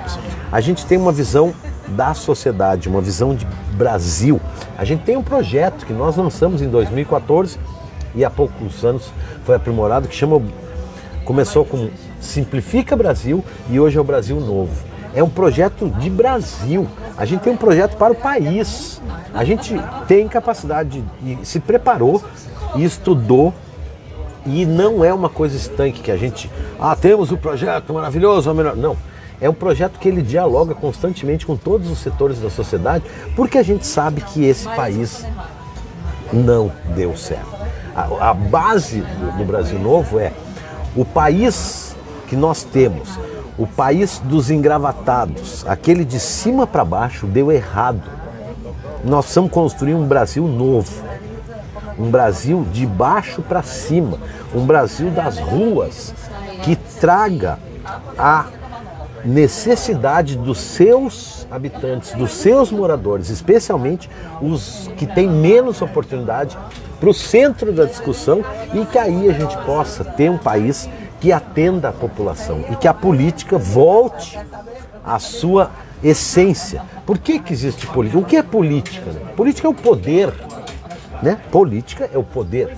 Por que nós instituímos? Por que nós pagamos para ter vereador, secretário, deputado, prefeito, governador, presidente da República, senador, tudo? Por que o homem entendeu que para regular as suas relações a gente precisava de uma instituição paga por nós para trabalhar para nós? E o que a gente vê, não só no Brasil, porque tem muita gente que tem mania de achar que o Brasil é pior que o resto do mundo, e não é. Não é. Nós vemos hoje que esse sistema criado por nós para trabalhar para nós, ele trabalha para ele é autofágico. Ele trabalha simplesmente para se manter no poder. E nós que pagamos e que criamos e que só existe ele por nossa conta, nós somos funcionários do Estado. Hoje o Estado brasileiro e o Estado dos outros países coloca o cidadão como seu funcionário, e é o contrário, entende? Então, e a Brasel tem essa consciência e tem a consciência de que é importante colocar cada vez mais diuturnamente esse tema no debate nacional. E é uma entidade, como eu disse, empresarial, mas a nossa pegada é assim, ó, nós somos uma entidade pró-mercado, que a gente acredita que o mercado tem, pode dizer que o capitalismo é ruim, é péssimo, é podre, é isso, aquilo, mas até hoje não se viu nenhum outro sistema que promovesse um funcionamento de uma sociedade. Então nós temos uma postura pró-mercado, mas com uma fortíssima pegada social, porque a gente sabe que não pode o mercado ser o grande regulador, o mercado ser a alma de um país. Então a gente tem a pegada do mercado, que o mercado gera riqueza, o mercado propõe soluções, mas ele tem que ser regulado pelo governo para garantir que as outras pessoas, as que estão alijadas desse mercado, as que não têm as oportunidades que certas pessoas têm, participem de forma digna do que se espera de uma vida. Até porque a Brasel é a associação dos bares e restaurantes. E se mais pessoas tiverem dinheiro, consomem mais nos bares e restaurantes. Os bares e restaurantes. A matemática parece muito óbvia, né? Não só isso. Se todo mundo ganhar bem, as pessoas vão consumir mais em bares e restaurantes. Não só isso. Os bares e restaurantes, eles são...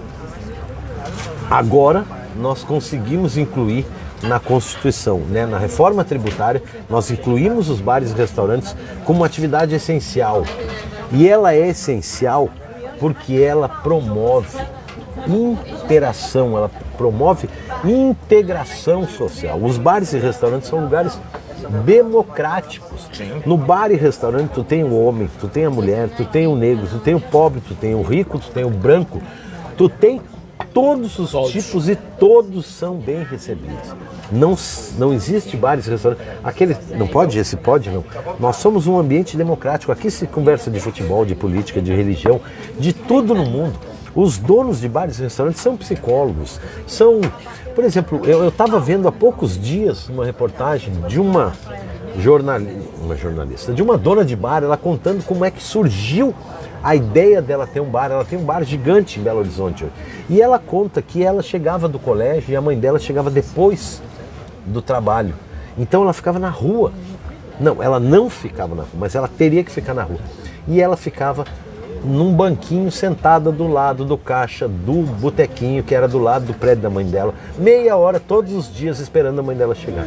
Tem de uma rua que tem um bar, tem luz, tem gente, tem movimento, tem segurança. Isso, entende? exatamente. Então, por isso que nós conseguimos agora incluir na Constituição, da gente ter um regime tributário diferenciado, é o papel social do bar e restaurante. Isso não é nenhuma criação, nenhuma invenção nossa. Na Europa é assim. Sim. Todo o sistema tributário europeu tem um modelo diferenciado para bares e restaurantes pelo papel social que nós exercemos. Entende? A pessoa, aqui nós temos, né? Aqui é fácil, nós moramos no paraíso. Eu posso sentar ali na areia, tomar um banho de mar e está feito o meu lazer. Agora, em Belo Horizonte, não tem. Em Brasília não tem. Em Caicó, em Jucurutu, em Venha Ver, não tem. Tem o quê? Tem o bar, para eu encontrar o meu amigo, para eu bater um papo, para eu arranjar uma namorada. Entende? A vida. Não tem um slogan que diz a vida acontece lá fora? Acontece nos bares e restaurantes. Claro que não são os únicos lugares. Não, nós temos as são academias, alguns, nós temos os clubes, nós temos as escolas, tem. Mas os bares ampliam. Na Inglaterra, eu lembrei agora, o pub vem de public house. Isso. Você pode entrar e pedir uma água. Você não precisa consumir nada. Entendeu? Então isso é uma coisa muito interessante. E é uma coisa que eu me orgulho de fazer parte desse movimento, porque a gente acredita e não só acredita, aí sim o principal. A gente luta para que esse Brasil seja um país melhor, para que seja digno, entende? A gente diz, Deus é brasileiro, eu me orgulho de ser brasileiro, mas a gente ainda falta muita coisa para que isso se transforme numa realidade. Deus é brasileiro, mas a gente tem que fazer a nossa parte, né? Entende? Então isso é uma coisa muito bacana, muito interessante. E tem... Pergunta no final. Hã? Tem uma pergunta no finalzinho. Tá bom. Nossa, vamos lá. Tem gente aqui, muita gente bacana aqui no lugar. O Pedro Henrique, coordenador de cultura de Canguaretama, tá aqui. Pedro Henrique, valeu. Cristiane Oliveira, secretária municipal de Educação e Cultura, aqui com a gente. Valeu, Cristiane. Marcos Vicente Farias, servidor público de Canguaretama, tá aqui também. Luísa Góes, sim, Luísa Góes. A senhora Max Fonseca, psicóloga, tá aqui. Luísa conhece. Olha aí. Hã? E sem acento. Isso, Luísa, que está num livro que nós estamos num livro, ela com 8 anos de idade, eu com 10. Por aí. Depois a gente conta essa história. Tem uma pergunta aqui, Marisa Hã? A Marisa tá aqui. Ah, Marisa tá aqui.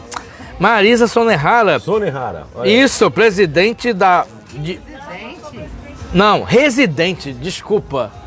Marisa mora há 30 anos aqui, paulista, Nossa. mas mora há 30 anos na Barra do Cunhaú. Isso, que é diretora operacional da Camanor. Bem-vinda aqui. Que bacana, muita gente...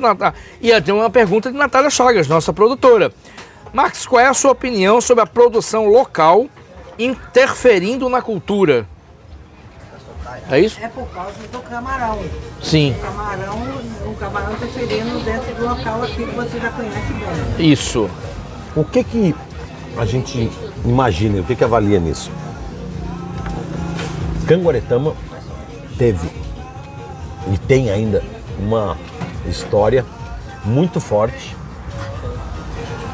mas tinha uma atividade econômica que é muito difícil, que é basicamente da cana-de-açúcar. Então a cana-de-açúcar é o quê? Tu tem uma área gigantesca, tu tem o senhor do engenho, né? Não tira o senhor do engenho, mas o proprietário do engenho.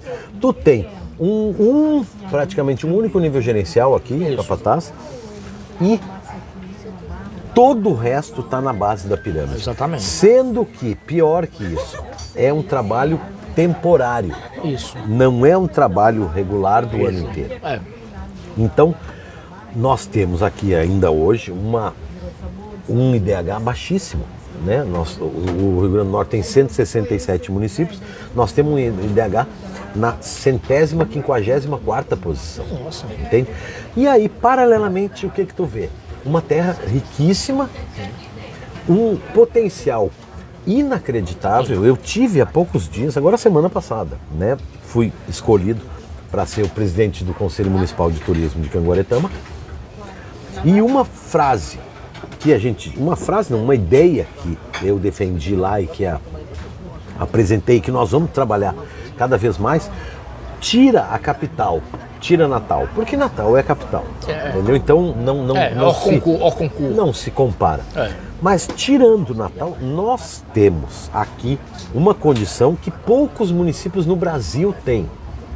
Nós temos vários tipos de turismo. Nós temos o turismo histórico, entende? Nós temos o Engenho Pituaçu aqui, que é uma joia, mas uma joia assim, impressionante. O nível da conservação e o nível da apresentação que é feita lá pelo próprio herdeiro, né, que viveu todo esse período. A fazenda foi adquirida no século passado, no início do século passado, e o estado de conservação é maravilhoso.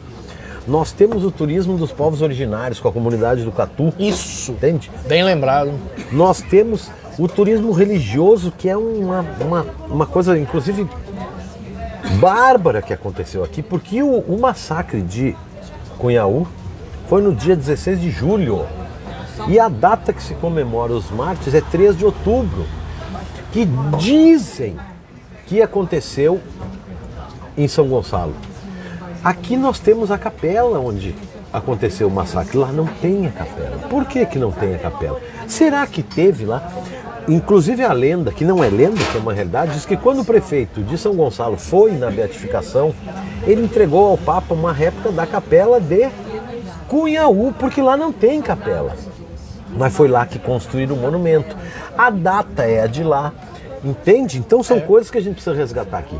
Aí fora isso nós temos o kitesurf, que é um esporte que tem movimentado cada vez mais recursos, que tem atraído cada vez mais gente, não só para o Rio Grande do Norte, mas para o Ceará especificamente, e é um esporte que tem crescido muito no mundo. A gente aqui já teve uma etapa do Mundial de Kitesurf aqui. Foi mesmo? Foi mesmo. Nós temos uma condição de velejo, tem lugares, por exemplo, se tu comparar Cumbuco, no Ceará, ou Preá, ou a própria aqui no Rio Grande do Norte, São Miguel do Gostoso, tem uma intensidade de vento superior à daqui. Tem vento numa temporada superior à daqui. Mas a condição de velejo aqui na Barra do Cunhaú é infinitamente superior. Nós temos a onda do mar ali, a entrada da boca da barra. Nós temos o que eles chamam de flat, que é quando a maré está baixa, que é como se fosse um tapete, o mar. Nós temos isso só em condições de velejo, fora de visual. Entende? Não vou comparar com Buco. Com Buco é aquela praia, areia e o mar na frente. Entende? Então nós temos uma condição de velejo inacreditável. Nós temos a canoagem da canoa havaiana aqui, nós temos o stand-up paddle, nós temos a pesca. A pesca que atrai gente do mundo inteiro. A gente tem personalidades nacionais e internacionais que vêm pescar aqui. Eu não digo porque eles vêm incógnitos, a gente sabe porque ficou na pousada tal, porque pegou o barco ali do fulano e tal, mas tem gente. Há poucos dias, a Marisa, que está aqui conosco, ela disse que recebeu um mega executivo de São Paulo numa reunião. Chegou na reunião 9 horas da manhã, ficaram em reunião, almoçaram, 5 horas da tarde, ela olhou para o sujeito que veio de São Paulo, e aí, tu quer que eu te leve para algum lugar? Onde é que tu vai ficar e tal? Ele olhou, eu já estou. Ela, já estou? Ele disse, eu estou há 2 dias aqui na pousada tal pescando. Meu Deus do céu. Entendeu? Vem grupos franceses, holandeses, ingleses, pessoal do Rio de São Paulo, sei que direto pescar aqui. Maravilha. Então nós temos uma gama, e nós temos o turismo gastronômico que é forte aqui. Sim. Entende? Tu pode, hoje tu tem, né? No Hotel Filho do Vento ali, tu tem o Chiquete com uma gastronomia do mais alto nível. Mas tu tem a comida regional. A comida praiana, a comida do Rio Grande do Norte. Entende? Tu come um caldo de peixe aqui, tu come um camarão, tu come um polvo, tu come um caranguejo, um siri. Entende?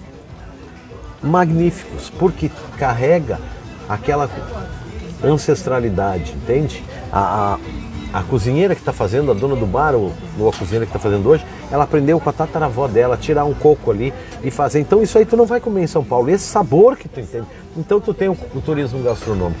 Então hoje, Canguaretama e a Barra do Cunhaú tem uma gama inacreditável de turismo. Tu ainda tem as trilhas ecológicas, entende? Tu tem a pesca em alto mar. Ontem mesmo eu estava conversando com um rapaz que passou aqui agora, que é especialista na pesca, não em alto mar, a pesca aqui. Sim. Depois da... Então tu tem oportunidades de turismo aqui inacreditáveis. Então é um lugar que está pronto para ser descoberto e bem cuidado, porque também tem que cuidar, porque senão a coisa baldeia. Eu acho que aqui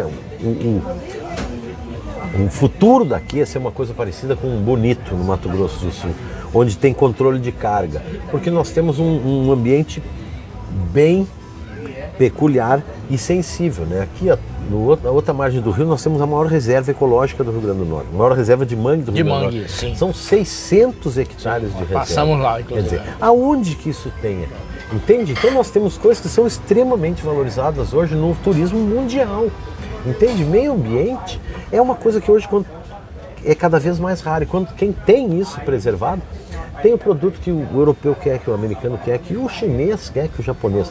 Então, aqui é um lugar que eu vejo com um potencial gigantesco. Pode ser a grande máquina, o grande propulsor do turismo do Rio Grande do Norte, ser Canguaretama e a Barra do Cunhão. Que bacana. Pela diversidade de opções. Perfeito. E eu ia perguntar muitas dessas coisas, Max, mas deixa eu voltar. Eu tenho uma... A gente vai falar sobre como você veio parar aqui em Barra do Cunhaú, mas eu tenho uma curiosidade, aí repórter político tá coçando para isso. Você foi assessor de Geraldo Melo, um dos maiores políticos da história do Rio Grande do Norte, foi vice-presidente do Senado. Como é que você foi acabar assessor de Geraldo? Como é que foi a convivência com Geraldo Melo, o Tamborete? Tamborete de forró. Tamborete forró. Ele adotou o apelido, né? O apelido foi feito para depreciá-lo, ele Exato. adotou e virou slogan. Como é que era Geraldo Melo? Eu peguei o Geraldo já na época do Senado, né? Então não peguei todo o tempo que ele foi vice-governador de Lavô, no tempo que ele foi governador do Rio Grande do Norte. Eu já peguei praticamente na segunda metade do Senado, quando ele era exatamente vice de ACM, vice-presidente do Senado. E assim, ele tinha uma envergadura gigantesca, né? Entende? Com todas as críticas que podem ter, né? Não falo nem no fim, que é uma coisa que eu prefiro apagar da minha memória, mas ele foi uma personalidade formada, forjada na política, né? Ele foi filho de uma professora, né, de francês, olha que e o pai dele era ferroviário, se não me engano, acho que isso. E foi um cara que se puxou, estudou, foi atrás de ser gente, entendeu? Quer dizer, mostrou uma gana, uma garra, entrou na Rádio Cabugi, né? Sim. Foi repórter da Tribuna e eu não sei se muita gente sabe disso. Ele era uma coisa tipo animador de comício. Entende? A gente tinha no auge ali, Aloysio no auge, Aloysio um ícone, né, no Rio Grande do Norte. Eu me lembro quando eu vim morar em Natal, Aloysio tinha acabado de assumir o ministério, em 85. Cada vez que Aloysio descia em Natal no aeroporto, ali a partir do atual Midway, a Hermes da Fonseca até mais à frente lá, sei lá, ED, as pessoas saíam à rua, arrancavam os galhos de árvore e ficavam balançando para ver ele passar. É, exatamente. Eu me lembro era uma carta, tradição. eu me lembro uma carta que eu mandei para uma amiga minha, eu digo, o Rio Grande do Norte tem um deus próprio e ele se chama Aloysio Alves. Porque era um endeusamento. Né? Era um mesmo. endeusamento. Era mesmo. E o que Geraldo fazia? Aloysio ia para um comício, ele mandava Geraldo na frente para ir esquentando o povo. Entendeu? Fazer um pré-comício. Pré-comício. Eu acho que é aí que ele se... Que ele ganhou aquela oratória. Voltamos lá na frente da nossa entrevista, 99% transpiração. Entendeu? E aí ele era um cara muito inteligente, um cara que estudou e foi para CEPAL, né? Geraldo fez CEPAL. Geraldo trabalhou na Sudene junto com o Celso Furtado, a turma que fundou a Sudene. Então ele teve ao lado de gente do mais alto gabarito em termos de mente. Sim, né? sim. Não só ele. Trabalhar com Celso Furtado não é pouca coisa. Não é pouca coisa. Como é que diz que não é TV formal, que é uma expressão que eu adoro aqui, não é pouca bosta, não é balde cheio.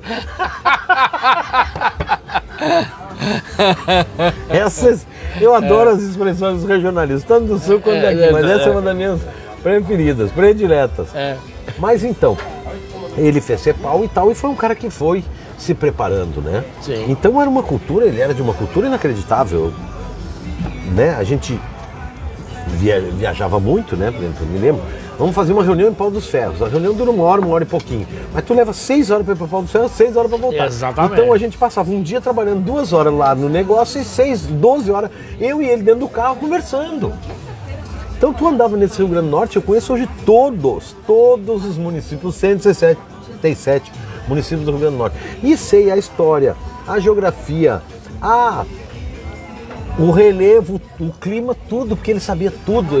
Entende? Eu me lembro a primeira vez que a gente entrou no Seridório, estás vendo o cristalino aflorando? Que porra de cristalino aflorando? O que é isso?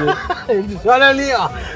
Que bacana, Entende? Max, nossa. Então ele conhecia profundamente esse estado, ele sabia cada coisa, entende? Ele sabia da agricultura, ele sabia de pecuária, ele sabia do turismo, ele sabia da economia, ele sabia dos dados, entende? Era uma sumidade em Rio Grande do Norte. Então, pô, isso aí foi uma coisa que não tem preço, o que eu fiquei, entende? Fora o reconhecimento nacional que ele tinha como grande orador do Senado e tal, Max, vamos falar sobre a continuidade de sua carreira no jornalismo. Você trabalhou com o filho do Geraldo Melo, Jerônimo Melo, na Band. Na Band, TV Como é que Potengi. foi? Fala sobre essa e mais experiências. A TV Potengi, quando eu entrei lá, foi um negócio muito engraçado, né? Eu fui contratado para o departamento de jornalismo da TV Potengi. Aí, na verdade, eu tinha saído do diário, né? Não. Eu estava no diário e eles me chamaram para assumir o departamento de jornalismo da TV Potengi. Da TV Potengi, E aí que era eu descobri- retransmissora da Band. Da Band. E eu descobri que o departamento de jornalismo da TV Potengi se resumia a mim. Você era o departamento. O departamento. E aí começamos. Jerônimo é uma figura que a Band tinha acabado, né? A Band surgiu como uma potência, né? Geraldo no governo, abriu a Band aqui, surgiu aquele negócio e a coisa danou.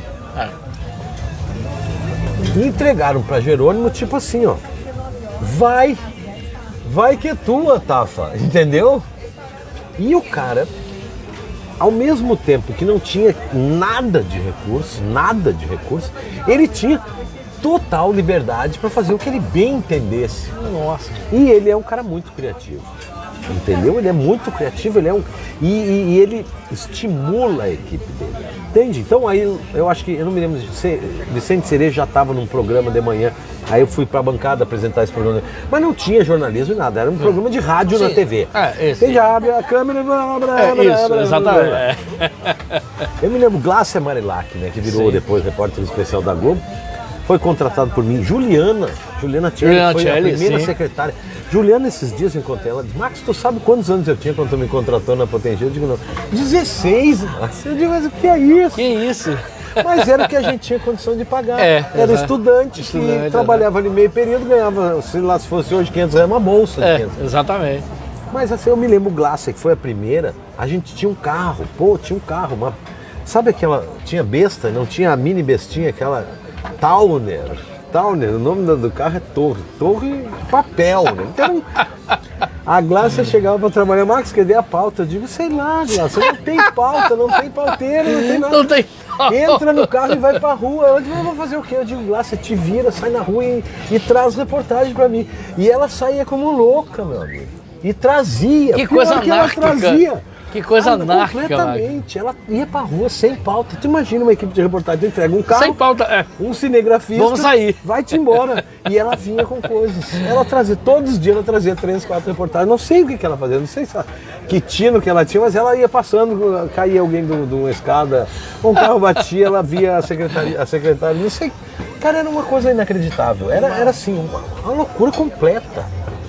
Tinha lógica alguma. E aí, obviamente, conseguimos evoluir. Quando eu saí da Band, a gente tinha 16 pessoas no departamento de jornalismo. Entendeu? Aí já era outra coisa. Era outra coisa. A gente teve momentos gigantescos, como, por exemplo, transmissão do Carnatal. A gente chegou a ficar um ano, não me lembro, não, acho que foi mais. 38 horas ao vivo durante 4 dias. Eu lembro disso, eu lembro. Câmeras fixas a gente montava uma ilha de edição, montava um estúdio, um switcher. Switcher é onde produz os programas, finaliza os programas de TV. Dentro do camarote, entende? Eu tinha gente ao vivo, cabeada, entendeu? Que entrava, tinha câmeras fixas, tinha entrevista em estúdio, era uma transmissão muito forte, entende? Muito interessante. Então, e a Band aconteceu. Que maravilha. Foi uma experiência maravilhosa, porque tu imagina, tu poder criar, tu poder fazer qualquer loucura. Que maravilha. O programa depois chegou o Salatiel, a gente fazia barbaridades no programa dele. A Band era uma galera das loucas, assim. Então e funcionou, e a gente conseguiu aparecer, conseguiu audiência. Foi muito interessante. Nossa. Entende? E o cérebro era o Jerônimo. Entendeu? Que maravilha, o depoimento maravilhoso. Aqui, vamos falar sobre... quando é que saiu, não vou dizer saiu, mas quando é que você se transferiu do jornalismo para o Galo do Alto, restaurante que também marcou sua época? Na verdade, não foi assim, sai de um e vai pro outro. O Galo do Alto, eu tinha uma ideia, vi ali o Alto de Ponta Negra começar a surgir e eu montei aquela empresa para o meu irmão e para minha cunhada e continuei trabalhando com o Geraldo. E aí, depois de um tempo, eles não gostaram, não era deles, eles me entregaram. E eu ainda fiquei um bom tempo com a assessoria de Geraldo, já não estava mais na Band, estava só na assessoria de Geraldo, e com o Galo do Alto, até que depois me dediquei exclusivamente para o Galo do Alto. Entende? Mas foi uma transição, assim, não foi uma coisa, para aqui e abre lá. Não, foi no decorrer do... E como é que foi o Galo do Alto? O Galo do Alto eu frequentei, o cardápio era muito bom. O Galo do Alto foi uma experiência, assim, inacreditável para mim, maravilhosa. Durante um período, eu no TripAdvisor estava entre os 5 restaurantes top de Natal. Eu fui incluído com o Galo do Alto tem o Michelin, que é o guia mundial de gastronomia, e tem um outro que eu não me lembro, Lonely Planet, que é o Michelin mais descolado. Eu era o único do Rio Grande do Norte no Lonely Planet. Nossa. Entende? Por exemplo, quem procurava frutos do mar, aparecia o Camarões, algum outro que eu não me lembro, e eu. Então a gente virou icônico. E aí, eu digo, eu não vou falar a palavra porque minha mãe me dá um tiro se eu falar essa palavra, mas eu vi a decadência da rua e tentei de 1000 formas sair dali e nenhuma deu certo. Coisas assim inacreditáveis, tipo assim, eu passar um ano tentando alugar um ponto e a mulher dizendo, não vou alugar para restaurante porque eu morei 20 anos ali, a vizinha, a dona Maricota, minha amiga, e eu não vou botar um restaurante do lado da casa dela para ela se incomodar. E aí, tipo, um ano, eu uma vez por mês ligava para a imobiliária, pô, a placa tá lá, aluga para mim. Não, a mulher já te disse que não vai alugar por conta da dona Mariquinha, que é a vizinha dela e tal. Aí quando eu desisti, ela, alugou para um restaurante. Sabe, teve um outro, exato. Teve um outro lugar que eu fui Paraná, deu outro negócio. Sabe, foi uma sequência de coisas, eu tentei desesperadamente, vendo a falência do Alto de Ponta Negra, ir para outro lugar. E não conseguia ao ponto de... Por que foi essa decadência? Eu queria a sua opinião. Por que foi a decadência? A gente tinha... O que eu acho a coisa mais louca do planeta. Naquela época, o secretário de turismo de Natal era o filho do nome do homem que dá a rua. O nome da rua ali do Alto de Ponta Negra, o filho dele era secretário de turismo. E ele deixou se degradar. Tá. Eu vou... Entendeu? Uma coisa louca. E aí foi o quê? A gente foi no auge da prostituição, né, internacional. A Praia dos Artistas lá, completamente contaminada. Sim. Aí entrou em decadência a praia. Tu sabe que, como é para usar uma linguagem, a galera do job fica onde tem o real. Quando o real sumiu lá, elas subiram. E aí foi degradando. O que acontecia? O natalense não ia mais lá. Uma coisa que eu digo assim, principalmente quando eu falo em turismo, né? Tem muita gente que vamos criar um destino turístico, então vamos agradar o turista. Eu digo que é um erro crasso, porque um lugar turístico só pode ser bom se ele é bom para o seu morador. Entende? Por exemplo, se a Barra do Cunhão for boa para quem mora na Barra do Cunhão, ela pode ser boa para o turista. Se a Barra do Cunhaú for ruim para quem mora na Barra do Cunhaú, nunca ela vai ser boa para o turista. Pro turista. Entende? Então, na hora que aquela região ficou ruim para o natalense, ela ficou ruim para todo mundo. Entendeu? E aí o negócio degringolou. E aí E realmente ficou estranho mesmo. Ficou estranho. Eu era frequentador. Exato. Todo mundo era. Todo mundo era. E ninguém mais foi. É. Ninguém mais foi. Entendeu? Você falou em Barra do Cunhaú. A gente tá com 20 minutos, né? Não, 22. 22 minutos de programa. Minutos de programa. 1h40. Não pode ser. A conversa tá começando agora. Tá falando muito. Eu tenho mais Tá 40. falando muito, Cepas. Eu tenho mais 48 minutos. É? Tá, não, mas vamos lá. Agora a pergunta que não quer calar. Max, como é que você veio morar em Barra do Cunhaú? Gaúcho, que foi para Natal, teve bar, urbano, aí veio morar em Barra do Cunhaú. Como é que foi esse processo? Não foi assim, ó. Não foi de afogadilho. Foi um processo bem estruturado, bem pensado, bem avaliado. Começou com a Luísa. A Luísa disse assim, quero morar no mato. Quero morar no mato. Foi, ela falou isso hoje. E eu empreguei pelas orelhas, né? Mato eu achava assim. Montanha. Aí é outro mato, né? E tal. Aí eu já tava olhando para a Serra do Rio, para Minas, e tal, para o sul da Bahia, não sei o que e tal, Paraná. E ela disse, não, tem que ser na beira da praia. Eu digo, e aí eu me lembrei muito. Teve um cara que uma vez eu conheci, uma figura dessas figuras que passam na tua vida assim. E ele me disse, aliado, já é aquela coisa que eu te digo, o caldo de cultura, o que vai te construindo ao longo do tempo. Por exemplo, a minha mãe é muito holística. E ela disse há muitos anos para mim que o homem que vive próximo à água é mais feliz. Entende? E aí, se tu pensar, a gente nasce dentro d'água, né? A gente vive, a nossa primeira existência é dentro d'água. A água, sei lá, 70, 80, 90% do nosso corpo é água. E aí, tem de água, mas uma cachoeirinha, um riozinho também é água, né? Mas ela disse praia, não. Aí uma vez um cara, um mameluco, 1000 anos, quando São Miguel do Gostoso não era nada ainda. Eu tava lá e era acho que um argentino, um chileno que morava. E ele um cara muito interessante, um cara com uma vivência, uma experiência, já tinha rodado muito. Ele disse que só a área suportável, decente de vida do planeta gira em torno do Equador. Qualquer distância mais longa do Equador são lugares inóspitos. Nossa. São lugares frios, são lugares que te botam para dentro de casa, são lugares que te tiram do convívio social, que te tiram da natureza, né? Vamos no extremo. O extremo sul, tu tá quantos meses dentro da tua casa fechado, encerrado? Entende?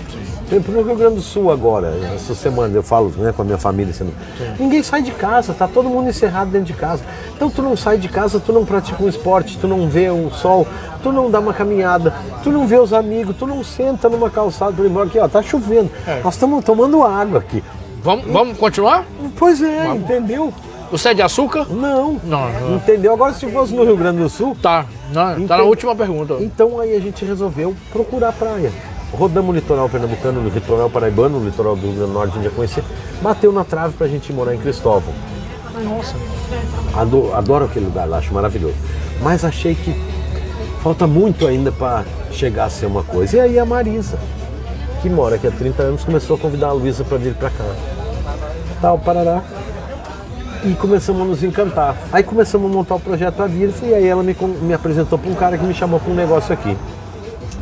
Juntou a fome com a vontade de comer, né? Cá estou já quase completando 2 anos. 2 anos aqui. Feliz da vida. Oh, e Luísa também, feliz da vida, sorrindo. Max, por mim eu ficava aqui até 1 da manhã. Eu tinha mais 48... De quando? De domingo ou de segunda? É isso, de segunda. Daria, assim, eu teria um monte de amigos perguntou, peço pra ele contar a história e tal.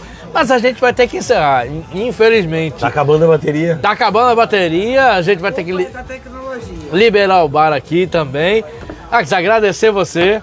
obrigado por essa conversa de botequim. Ai, Maravilhoso. Vamos transformar esse Conversa de Botequim num programa internacional. Oh. Mundial. Vamos! Interplanetário. Vamos. Tem coisa melhor que isso? Não tem. Não tem. Não tem. E você faz parte da história da boemia de Natal. Ai. Faz parte. Muito obrigado. Agradecer a todo mundo que assistiu aqui em loco, muita gente bacana aqui. A gente vai continuar o papo aqui, né? Vamos. Pronto. Pra você que está assistindo e ainda quiser vir, puder vir, vem aqui no Sabor de Casa. Fomos recebidos por Gil. Maravilhosamente recebidos. Agradecer a equipe maravilhosa, José Aglio na produção e filmagem, Natália Chagas na assistência de produção e mídias sociais, todo mundo que está assistindo, agradecer a você, aos apoiadores, agradecer a você e a Luísa pela recepção e a todos e todas um grande abraço, boa noite e até o próximo Conversa Botequim.